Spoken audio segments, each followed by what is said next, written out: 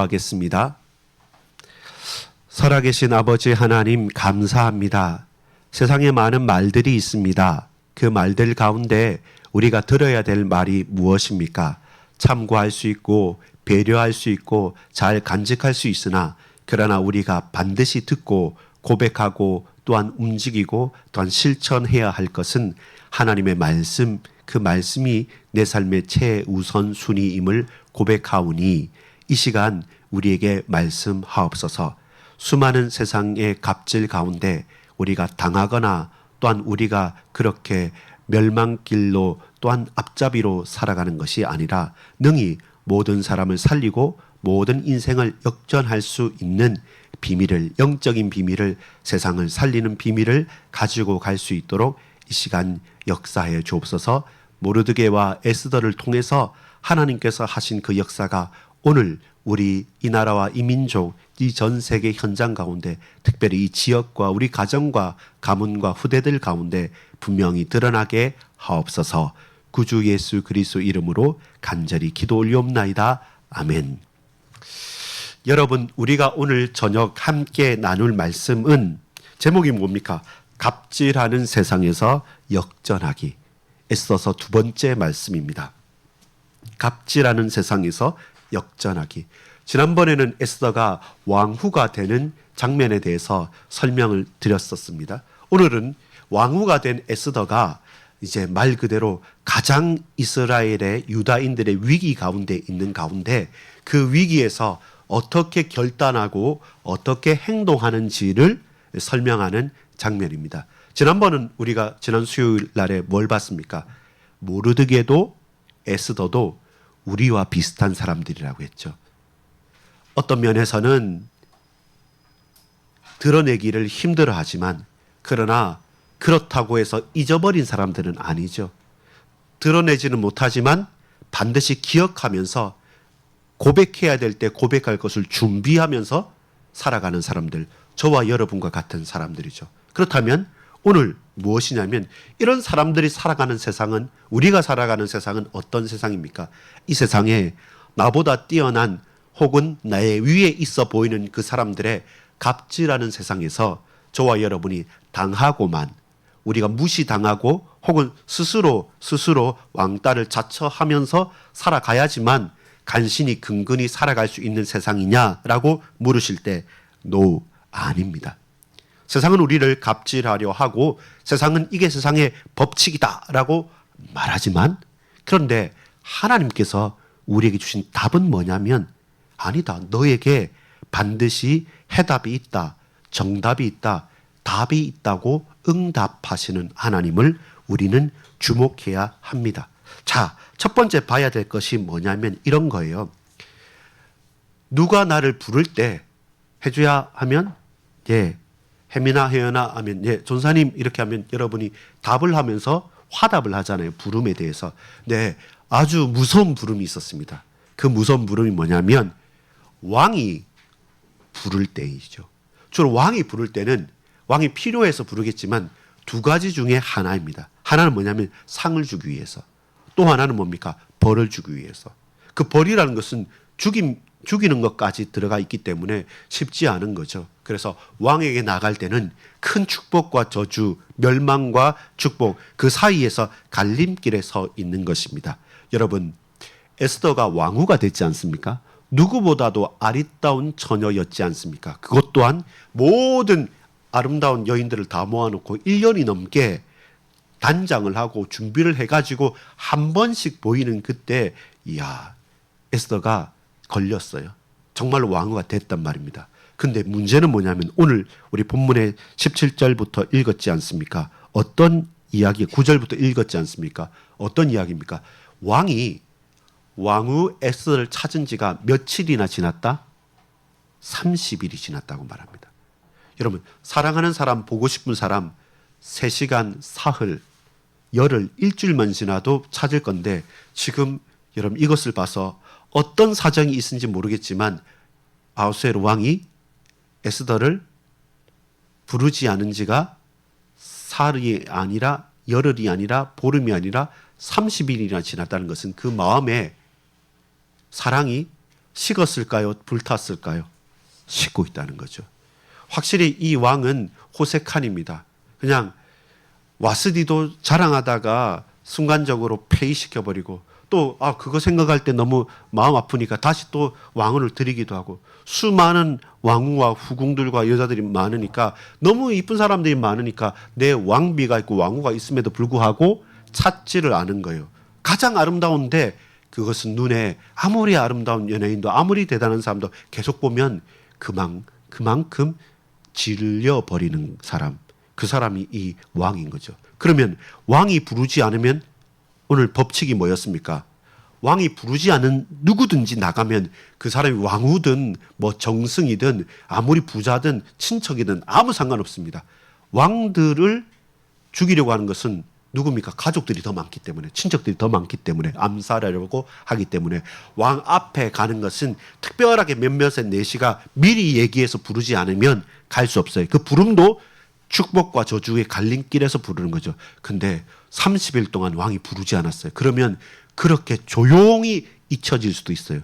근데 왕이 부르지 않았는데 나갔다가 너 왜 왔어? 하고 돌이키고 외면해버리면 바로 있는 신하가 그를 죽인단 말입니다. 그래서 이건 무시무시한 법입니다. 근데 부름이란 게 이거예요. 첫 번째 서론 부름입니다. 화답입니다. 어떤 부름입니까? 지금 모르드게는 에스더에게 불렀습니다.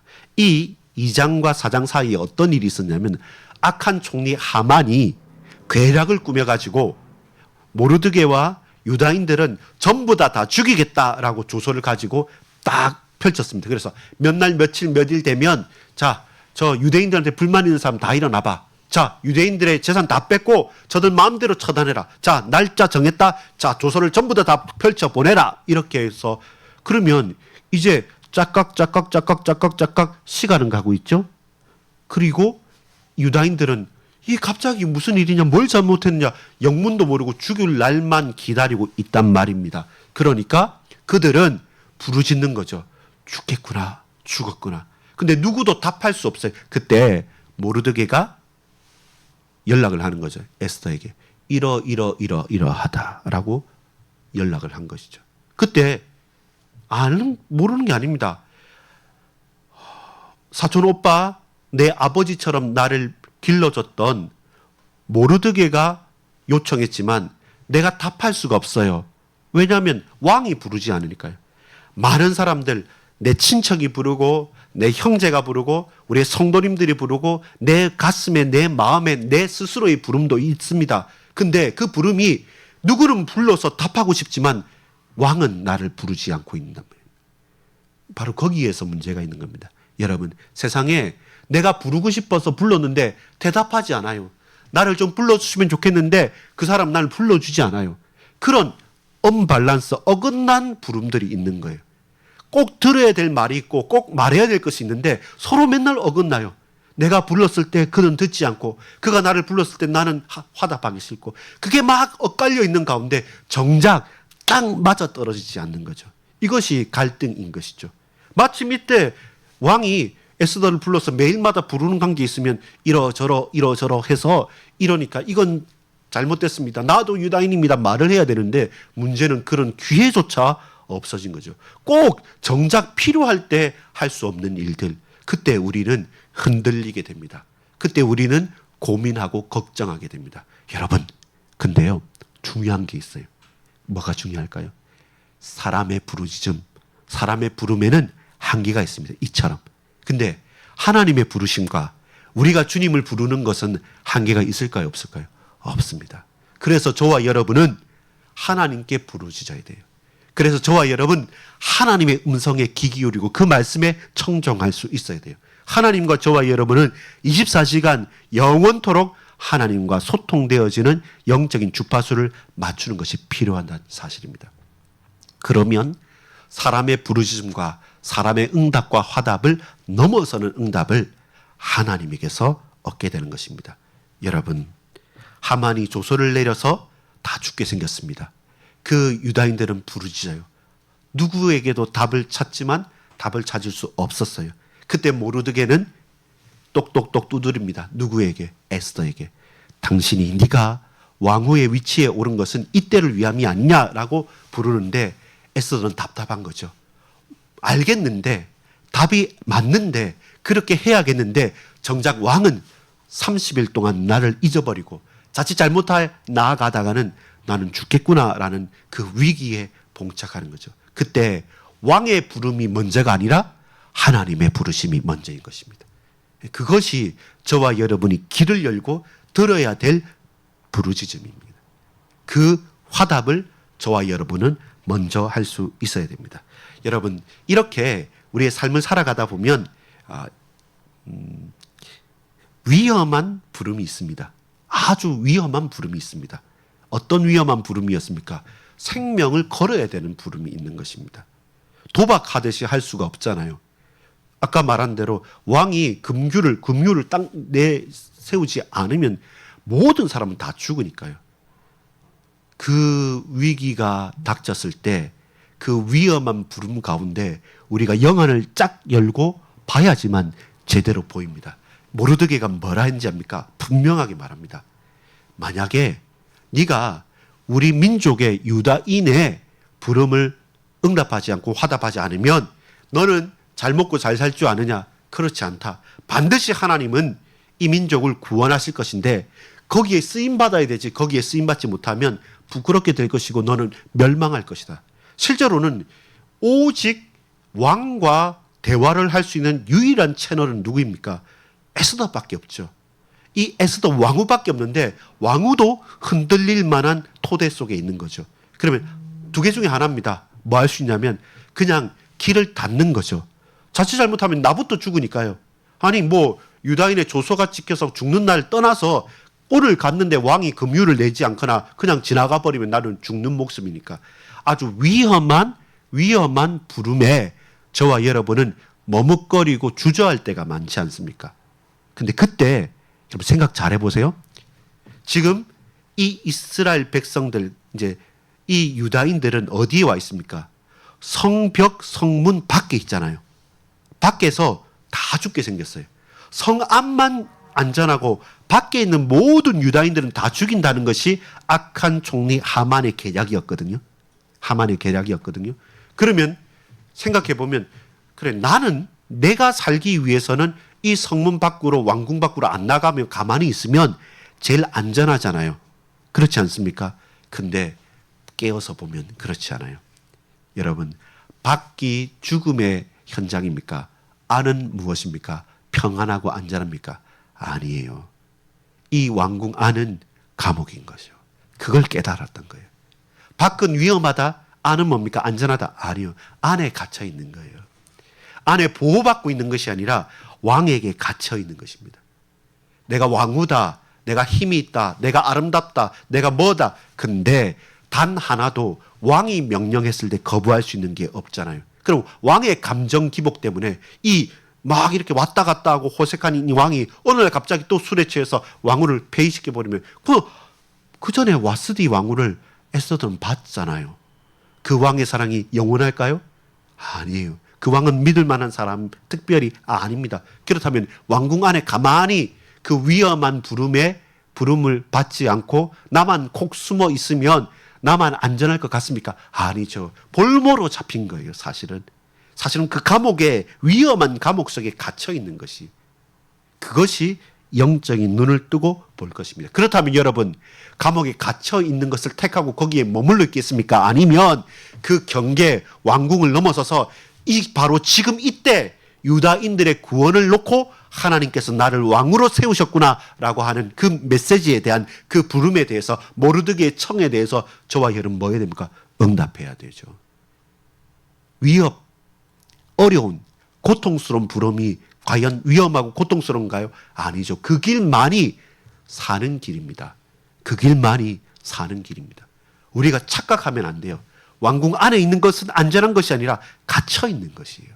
영적인 감옥, 실제적인 감옥에 갇혀 있는 거. 바깥은 위험하죠. 왜? 대적들이 있으니까요. 근데 여러분 이 왕궁을 넘어서 그 현장에서 하나님의 음성을 듣고 빛을 발하면 왕궁을 넘어선 은혜와 응답이 우리에게 임하는 것이죠.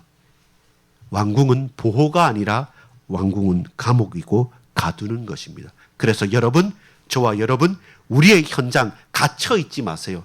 그 경계에 딱 갇혀 있어서 이게 좀 유리한가, 저게 좀 유리한가, 이게 좀 더 나은가, 이렇게 살면 좋을까라고 맨날 재면서 아니냐 바뀌냐 이것이냐 저것이냐 따지는데, 아니요, 저와 여러분 그 모든 경계를, 그 모든 의심을, 그 모든 갈등을 뛰어넘는 사람들입니다. 무엇으로요? 믿음으로써요. 믿음의 눈을 열고 보면 위험한 부름이 아닙니다. 하나님께서 은혜 베푸시겠다고, 역사하시겠다고 준비한 그런 부르심입니다. 그것을 저와 여러분이 믿고 그 갈등과 고통과 번민의 경계를, 선을 넘어서는 것이 필요한 것이죠. 여러분, 경계를 넘어서는 은혜가 있기를 소망합니다. 그렇다면 여러분, 이제 두 번째 알아야 될 게 뭐냐면 위험한 부름이 있단 말입니다. 근데 그것이 위험한 것이 아니라 축복의 부름이란 것을 우리는 첫 번째 알았습니다. 두 번째, 저와 여러분이 언제나 갈등하고 있을 때 반드시 고백해야 될 것이 있습니다. 어떤 고백입니다. 우리의 고백이 무엇입니까? 기도를 부탁하라 라는 것입니다.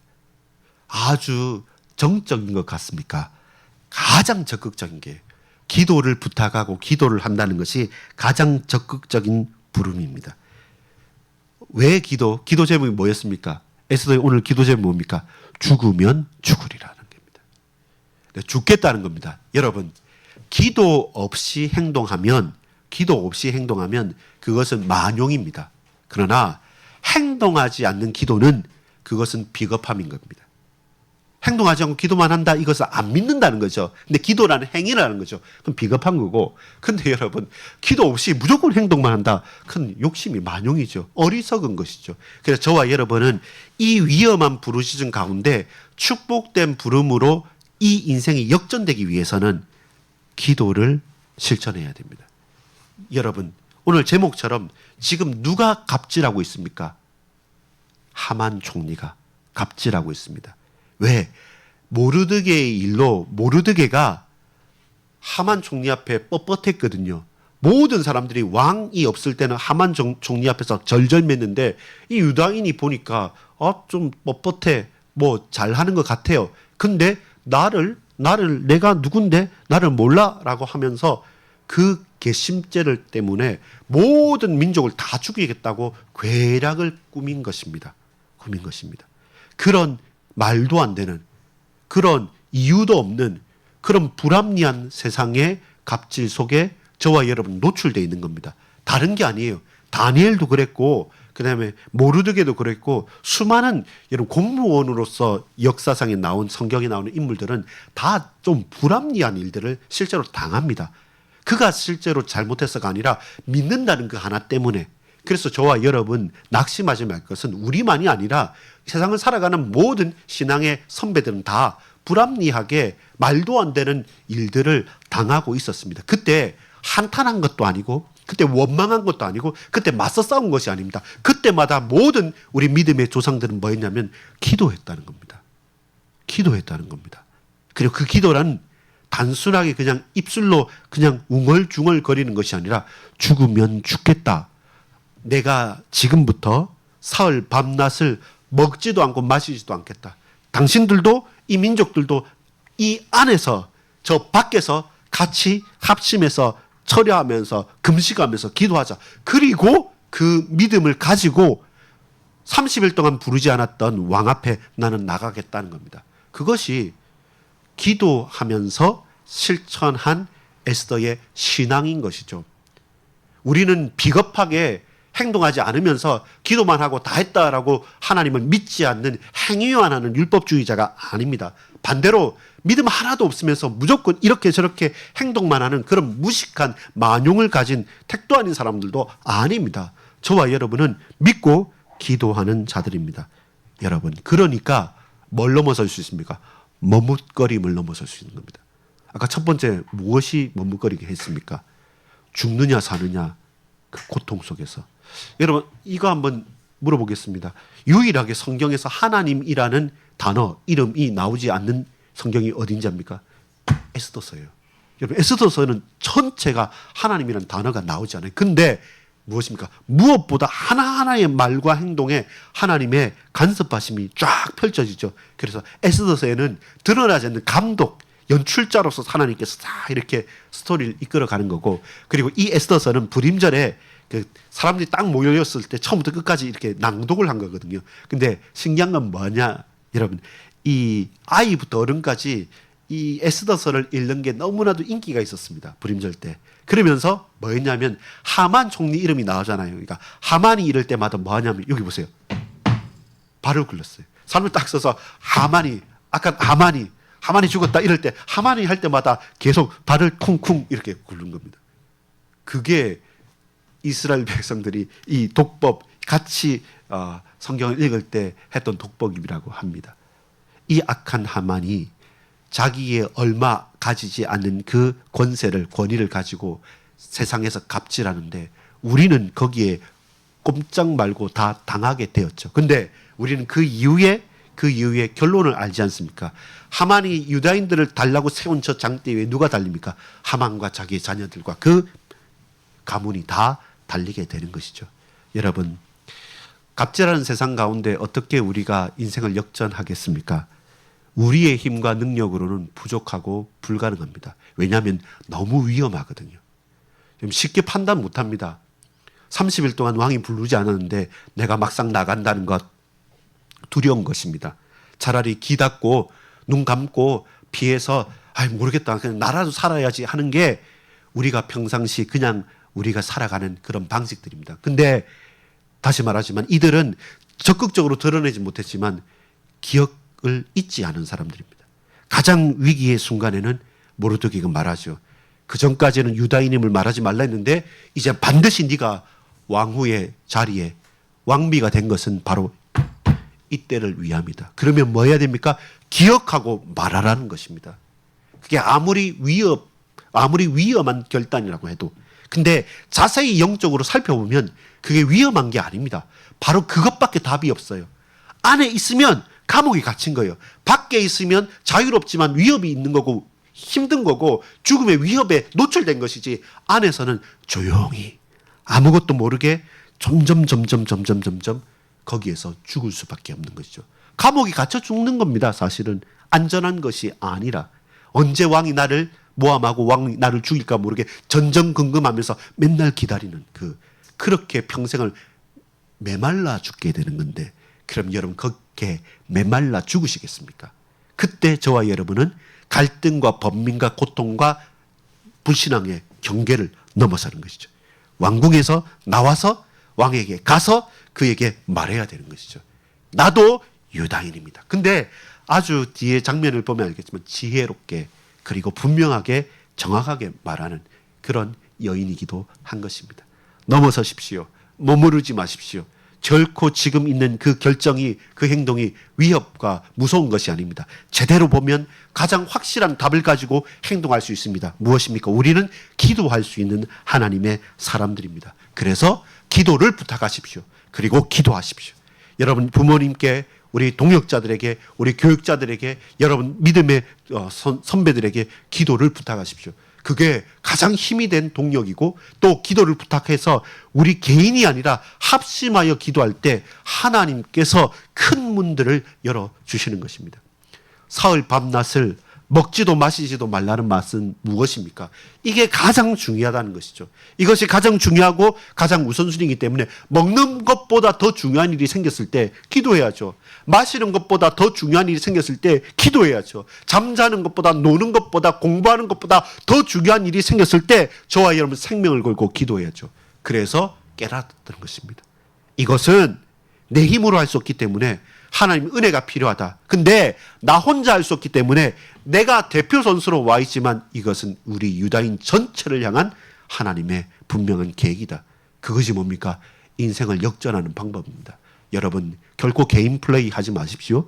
갑질하는 세상에는 연대해야 되고 함께해야 됩니다. 우리 몸된 교회가 온 가족이, 우리 오늘 온 가족 주간이지 않습니까? 온 성도들이 함께 서로 돕고 서로 기도하고 서로 기도 제목 내고 서로 현장마다 가서 언약을 붙잡고 같이 힘주고 같이 먹이고 살리고 같이 입히고 우리 온 가족이 큰 가족이 돼서 함께 걸어가는 것, 그게 우리 반석교회 하나님께서 기뻐하시고 원하시는 이유 있는 고백입니다. 그렇게 저와 여러분 이 갑질한 세상 앞에 담대히 믿음의 가정을 세워가십시오. 그게 세움 가정입니다. 그것이 차별 없이 차이 나는 삶을 살아갈 수 있는 그런 하나님의 부름받은 저와 여러분 명품 신앙을 전수할 수 있는 가정을 세우는 세움 가정의 축복인 것입니다. 이렇게 에스더는 모르드게는 유다인들은 구원을 받게 됩니다. 여러분 신앙의 경계를 넘어서십시오. 그전까지 이건 안 돼 라고 했던 신앙의 경계, 여러분 믿음의 경계를 넘어서십시오. 그전까지는 이거는 믿음과 관계없이 이건 열심히 해야지 하는 내가 생각했던 그전까지 있었던 모든 과거의 믿음의 경계, 신앙의 경계 다 넘어서셔야 됩니다. 그리고 하나님께서 우리를 통해서 하실 일들, 혹 죽을 수 있습니다. 그런데 죽겠다 했습니다. 그게 경계를 넘어선 사람의 고백입니다. 아무리 갑질하는 사람들이 있어도 내 죽으면 죽겠다고 나가는 사람들은 겁날 게 없어요. 모든 사람들이 피합니다. 저 사람은 아무리 불신앙 심어줘도 안 되겠구나. 사단이 시험들 만큼 저와 여러분 믿음의 사람으로 든든히 나아가십시오. 결코 안전한 곳이 안전하지 않습니다. 감옥일 뿐입니다. 아무리 힘들어 보이고 큰 위협인 것처럼 보여도 하나님께서 함께 하시고 붙들어 주시면 그것보다 더 힘있고 안전한 곳은 없습니다. 죽으면 죽으리라. 왜요? 주님 함께 하기 때문에. 주께서 함께 계시기 때문에, 임마누엘 하시기 때문에 내 죽어? 죽겠다. 왜? 주와 함께 있는데. 그러면 부활의 영광도 있고 그러면 영원한 영생도 하나님 약속하신다. 머뭇거림 없이 신앙의 경계를 넘어서는, 말씀으로 우리 속에 있는 믿음의 경계를 넘어서는 저와 여러분 되기를 소망합니다. 지난 시간 기억하시죠? 뭐 했습니까? 드러내진 않지만 기억하는 자, 우리와 같은 자. 그리고 오늘은 뭡니까? 머뭇거리지만 주저앉아 있지 않고 경계를 넘어서는 자. 어떻게 해요? 주와 함께 하나님의 은혜로 죽으면 죽으리라는 신앙의 고백으로 머뭇거릴 수는 있지만 주저앉아 있지 않고 그 머뭇거림에서 이제는 경계를 넘어서는 것입니다. 여러분 학업, 여러분 돈, 건강, 우리 가족, 내 직장, 내가 생각하는 모든 경계들 딱 서 있지 않습니까? 순간적으로 우리 머뭇거리는 것 인정합니다. 저도 그렇습니다. 근데 거기에 주저앉아 있어서는 안 돼요. 거기에 주저앉아 있어서 납작 엎드려서 살겠다고 동굴 속으로 들어가지 마십시오. 그때 바로 거기에서 믿음의 경계를 넘어서십시오. 그때 에스더가 되는 거예요. 모르드게가 되는 겁니다. 그 악한 하만 총리는 발로 밟히는 것입니다. 하나님이라는 이름이 단 한 번도 등장하지 않은 에스더서지만 하나님의 모든 세밀한 역사가 정말로 구체적으로 드러난 성경이지 않습니까? 저와 여러분에게 경계를 넘어서는, 머뭇거릴 수는 있지만 주저앉아 있지 않고 믿음으로, 신앙으로, 하나님의 은혜로 경계를 넘어서는 저와 여러분, 갑질하는 이 세상에서 인생 역전하는 방법, 머뭇거릴 수는 있지만 나는 주저앉아 있지 않겠다. 다시 믿음으로 이 신앙과 이 문제와 사건의 경계를 넘어서겠노라. 죽으면 죽으리라. 세상이 감당할 수 없는 저와 여러분 되기를 간절히 소망합니다. 기도하겠습니다. 아버지 하나님 감사합니다. 우리가 이 세상의 수많은 환난과 문제와 고통과 갈등 속에서 순간순간 머뭇거릴 수 있지만, 그러나 그 머뭇거림 가운데 주저앉아서 도망가고 또한 회피하고 또한 불신앙하고 거기에 납작 엎드리는 것이 아니라 죽으면 죽으리라 라는 믿음을 가지고 하나님의 부르심에 화답하고 하나님의 부르심에 청종함으로써 그 머뭇거림에서 경계를 넘어설 수 있도록 그 넘어서는 자로 우리를 부르셨음을 고백합니다. 주여, 우리 학생들과 자녀들과 우리의 모든 성도님들과 우리 가는 모든 중직자들과 모든 교육자들과 모든 권속들이, 동역자들이 가는 현장마다 주님 은혜로 그 모든 문제와 사건들을 능히 그 경계를 넘어서는 믿음의 백성들 다 되어질 수 있도록 역사해 주옵소서. 구주 예수 그리스도 이름으로 간절히 기도 올리옵나이다. 아멘.